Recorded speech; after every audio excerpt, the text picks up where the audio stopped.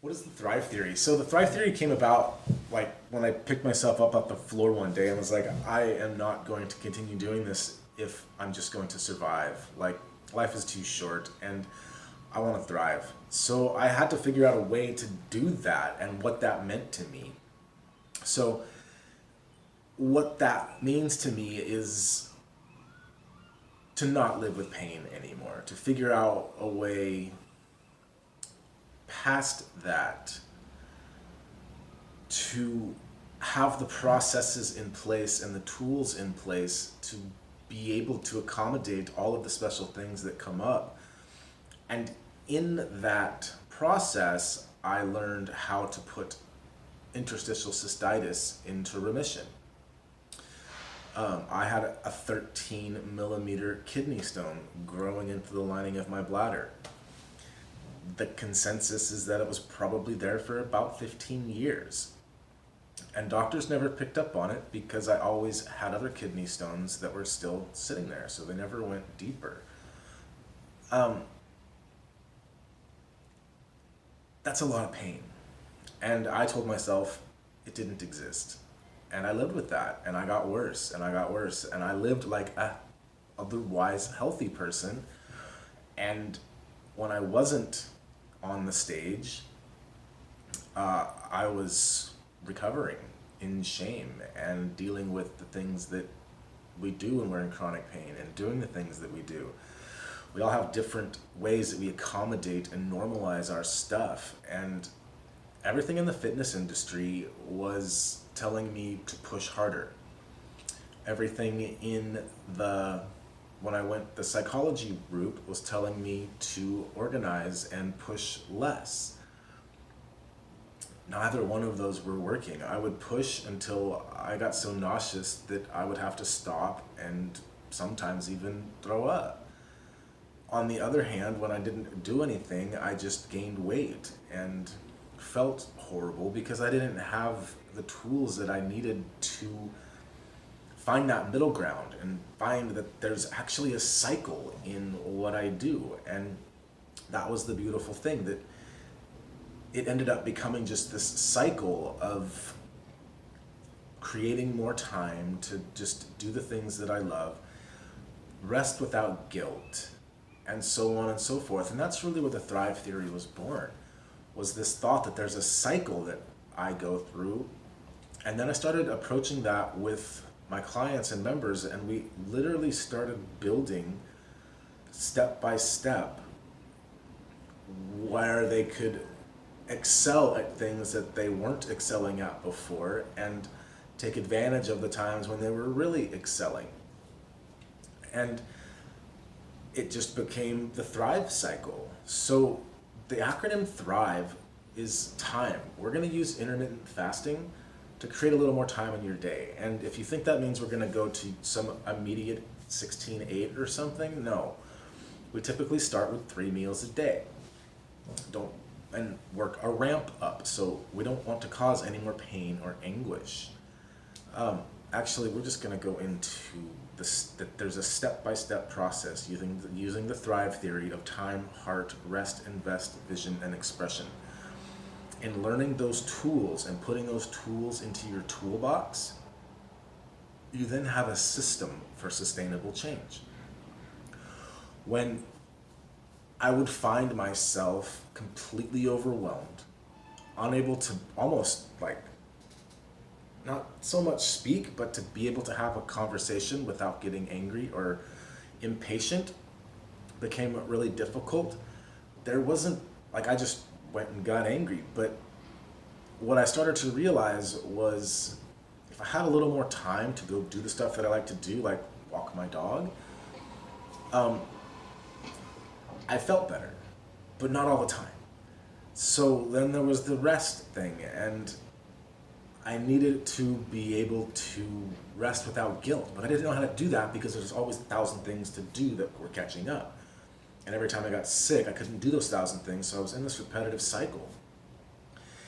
And when you get in that repetitive cycle, at least when I did, I couldn't see past where I needed to be, and I was always in this sort of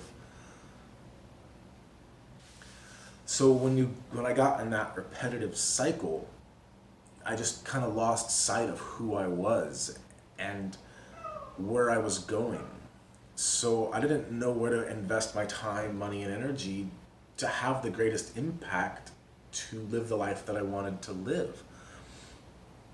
More so, I didn't have the vision to look past where I was right now to get to the next step. And then when I got to the next step, if I could get to the next step without going back a couple of steps, I didn't know what the next step was. So by learning how to envision the next step before it even gets there, I'm always looking forward to another thing. And a big part of this is communication. It's when we are sick, we communicate with people a certain way. We have a certain relationship with them. There are certain expectations. As we start to get better, those expectations are still there. And it's up to us to express that to those around us, what we now expect of them. But it's also up to us to pull the cord if those expectations aren't being met or aren't being respected, and the message can't seem to get through, because then that becomes this toxic relationship that's pulling you back when it used to be a loving relationship that was there to care for you.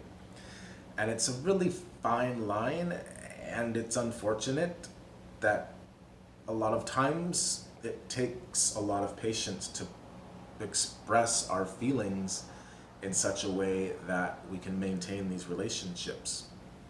So that's the Thrive Theory in a nutshell, and we do all of this stuff to create enough space to live better.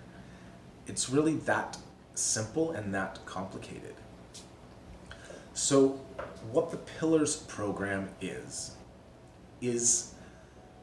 an introduction to the Thrive Theory. Thrive Theory is built on 4 pillars: mindset, meals, motion, and massage. So mindset is things like gratitude and happiness and humor and all the things that progress us forward to live our best life. Meals, I believe with my whole heart, because it's how I did it and it's how dozens of people have done it in the Thrive Theory, that if we find a meal that just helps us to feel better, and honestly sometimes just doesn't create pain, that's the basis for how we're going to build, how you're going to build your food. Macros make things complicated. It just does. There's a point where you can do that and get to that, but when was the last time you ate a meal that didn't just cause some sort of weirdness and uncomfortable or discomfort? That's what we want to get past, not causing pain for any purpose.